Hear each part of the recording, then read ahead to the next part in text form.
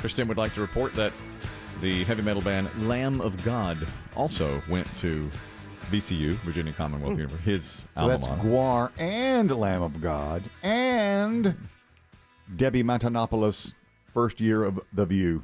Oh, Matanopoulos. I know that name. Yeah. My brother, who used to teach there, Charles, let me know. Now, do you have me beat with the two heavy metals and a Matanopoulos versus Luke Combs and Eric Church from Appalachian State? I don't know. And Steve Martin visited once. Oh, wow. You can't count that. He played he played over at the what's the place? Legends. He was down at Legends in 1974. I know that because there's a pic. And when I was at Appalachian State in our radio station WASU lobby, there was a picture of a very uncomfortable Steve Martin with two Appalachian students. Was he in his white suit era? Yes, he was. He was in a white suit, and his face was like, "Please get me anywhere but here." And two Appalachian students were just hanging all over him, huge smiles, and he was just like, "What am I doing here?" I think that was before he was like a superstar. Yeah, he was on the rise. Yeah. There was a date under the picture that said Steve Martin appeared at that time they called it Happy's. They changed the name up to Legends. Now it's something else. When we had any kind of musical act, or in my day, it was Pauly Shore played there when I was there. And anyway, Steve Martin was there. I don't know, it might be a push. I mean, Luke Combs is enormous. Oh, yeah. Much more broad appeal. Yeah, he is enormous. He did go to Appalachian, right? He's the one. I thought he so. did. And Eric Church is really big, too. Yeah. Now, here's what I did. You tell me if I owe an apology here. How wrong am I for doing this? This is called the Make It Right segment. And oddly, there's a, speaking of Eric Church and Luke Combs, there's a country music angle to this segment as well. Interesting. Brooks and Dunn says they've done something to make it right. But you tell me if I need to make this right. So this is in your own life. It's in my own life. And I don't know, whenever I do something wrong and am called out on it, it really sticks with me. I can't stand it. Remember the day that our boss called me on the carpet and I went and ate all the Chick-fil-A? Yes. You had said some things at a meeting that were not well received. And I thought that, I thought I was...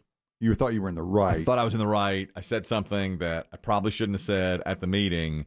And he just ripped me a new one in front of 10 colleagues, and I felt about an inch tall and walked straight out of there and straight into a deep fat fryer, and bought all the chicken they had at Chick-fil-A. Okay, so last night I played pickle with 4 other guys. One left early, so there were 3 of us left on the court, 4 of us total left on the court, including me. We finish up. It's time to go. We're playing at Pine Top Neighborhood Resort. Okay. Now, this place is known, Pine Top. I think they've got a really good vibe, a good community going there. They do, like last night was Dollar Wing Night, so there's a ton of people there eating wings inside while we played pickleball outside. The Monday Night Football game was just starting. People are playing tennis. They have beach volleyball, everything.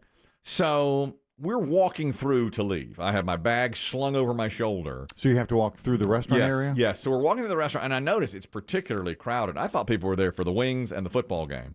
But as I have to turn left past the bar to leave, and there's a guy sitting with a computer, and he's got a microphone, and he goes, "Okay, nobody knew the answer to that one. Let's try another one." Sounds like bar trivia night. That's exactly what it is. It's bar trivia night. So he says, "All right, next question. This is what Bert Lahr's character in The Wizard of Oz was searching for the entire movie. What was Bert Lahr's character searching for?" I know Chris Demm knows the answer to this. He was the Cowardly Lion, right? So courage is the answer. Okay. So I'm basically behind the guy. I'm 4 feet from the door leaving, and I just go, "Courage." You just blurt it? Yes. Yes, you can't do that. Well, I guess not. But I didn't know. You didn't know? Well, something in my head said, we're just yelling answers. We're just, anybody can play, and we're yelling answers. And I was behind him. And so I say, "Courage," and it's dead silence. And the other guys look at me. And I think, well, he didn't hear me, so I go louder. I go, "Courage." And he turned and looked at me, and he goes, "Asshole, we are playing a game." And he looks back at the crowd. He goes, "Can you believe this wicked. And I was like, so they all look up from their score sheets. yeah, and they right. Isn't that how they do it? Yeah, I guess I don't even know. For whatever it's reason. a whole different game. Yes, now. and I'm a quizmaster. I am a quizmaster. Okay. Did you tell him that? Well, I tried. I said, I am so sorry. I'm a quizmaster. And he just waved me off. He's like, this. Look, I know the secret handshake. He goes, and he's on the mic. He goes, can you believe this asshole? And they all booed me. And the other pickle pals were looking at me like, what are you doing? And I turned to the owner of the place was standing there. He advertises with the radio station. He's looking at me like, this is our trivia night. That's our quizmaster. And I don't know what came over me. I'm a quizmaster. I don't know what came over me, except that I thought people were just yelling answers. Well, nobody was yelling answers. And I said courage, not once, but twice. Louder the second time. And so the guy goes, all right, move, just strike that one. Strike. We'll do the scoring later. And I was like, oh, my God. Oh, my God. So I try to say to the owner, please tell him. And he just held up a hand and said, you can't do this right now, You have bud. to go. You have to go. So we walk out. He's still calling me all sorts of dirty names. I mean, he is saying such horrible, harsh things about me as I leave. And everybody can hear it. And I'm leaving. And we get in the parking lot, and the reaction from the three pickle pals, one guy is like on the floor laughing. And he's like, oh, my God, it was so worth it to see that. To see you get dressed down like that in front of everybody. The whole club saw it. Yeah, right. So I'm going back there. I mean, this is Are you? Well, yeah, I mean, I would plan to go back there. So I turned to all three pickle pals, and I was like, is that as bad as I thought it was? And they went, oh, yeah, that was awful. And I said, did anybody else think we were just yelling answers? And they were like, no. You can't just yell answers at a trivia night. And I did it. And the guy who was like rolling on the floor was like, and you did it twice. Twice. Courage. Yeah, Courage. courage. Yeah. Louder. It's like, courage. And he looked back at me like, are you out of your mind? And I cannot even begin to know why I did that. I mean, when I know something, I blurt. I just blurt. And the guy just reduced me. And I had such a bad feeling. So I said to the other three pickle pals, should I go back in there and apologize? And they were like, no. You make it worse. He's like, if you show your face in there again, you'll make it worse. We're in the parking lot now. And I was like, well, I guess I'll just go on home. Now, one of the pickle pals said, I know who that guy is who was leading the trivia. He's the salt of the earth. Despite the salty language. Yeah. He's a teacher, and he gives of his time to do things like around town. He'll do trivia and stuff like that. So does he rotate from place to place, or is he always at... Well, I don't know. Okay. It's the first time I've ever seen anything like that going on there. And the place was packed. I mean, to the rafters. They were sitting there with football game on and the trivia going on. And here I just completely ruined that question. And they were like, well, at least you got it right. I was like, well, yeah, but that doesn't matter. And so now I looked. I was going to say a heart, but that was the 10. That was the 10 man. The 10 man. I looked him up online. I looked up this guy, and I now want to email him and apologize to him. I mean, I feel like I can find. I see where he teaches. And I feel like I can find a contact for him, and I think I should email him and apologize. Is that because... Well, you know, someone once said, someone much smarter and braver than myself said, it's never the wrong time to do the right thing. The right thing. See, that.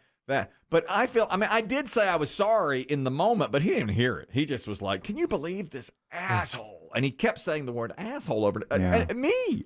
And Maybe make that your subject line. I'm your Huckleberry. I'm the a-hole. Remember the other night, the courage guy? Who could forget? That was me. And I was like, oh, my God. And that's all people are going to remember. And they all looked up at me like, why would you do... Am I the only one that thinks it's appropriate to yell out answers like that? That just was not the thing. I mean, I didn't know the rules, and I didn't know trivia was going on. He asked the question on the loudspeaker, and I just yelled it twice. But we've seen plenty of trivia contests in bars. In the old days, you used to do it with the little game controllers. Yep. You don't blurt out the answers. Yeah. Now, I've seen plenty of these things, and a lot of times people just keep score with their little team at the table. Okay. On a scorecard, or maybe on a phone or a pad or something. But you don't blurt. But what he said beforehand was, well, nobody got that one. So in retrospect, I thought, well, how does he know that unless you just blurt out? But now I had not entered the game or anything. I just was walking by.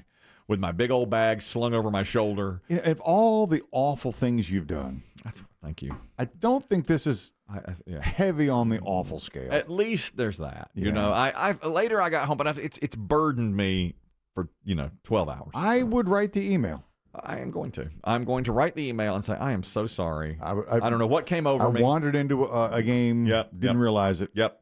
But that's not really an excuse. I should have known better. I'm a quizmaster. Yeah, you could say, as a fellow quizmaster, let me write some rounds of questions for you. I know. The thing Let me is, take the load off for you. I almost want to go. I wanted to go back and give him like Tin Man. You know, Yeah. I wanted to say, well, Tin Man was searching. here's for a question. I don't think it would have been well Remember the received. scarecrow? What he was looking for? I don't think it would have been well received. No, I really don't. I think it's too late. And what is probably going to happen is the next time your face will be a clue. Who is this guy? Asshole. Yeah. Everybody got that one. This is the free question of the round. That's right. Like the free space. Yeah. That's the courage asshole, who came in last week and gave the answer. My God. So this is about this whole segment. Did you bring this up with your wife No, after? I couldn't even do it. I got home. She said, "How was pickle?" I was like, "It was okay." And then I just took a shower and went to bed.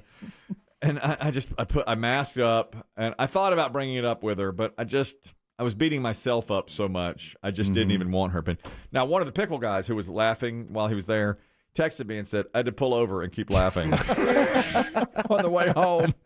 Courage. You said it twice. And then he said, "You said it twice," in all caps. And I was like, "Yeah, I did. I said it twice." Oh, that's not earth shattering, but it'll weigh on me. I'll never forget that.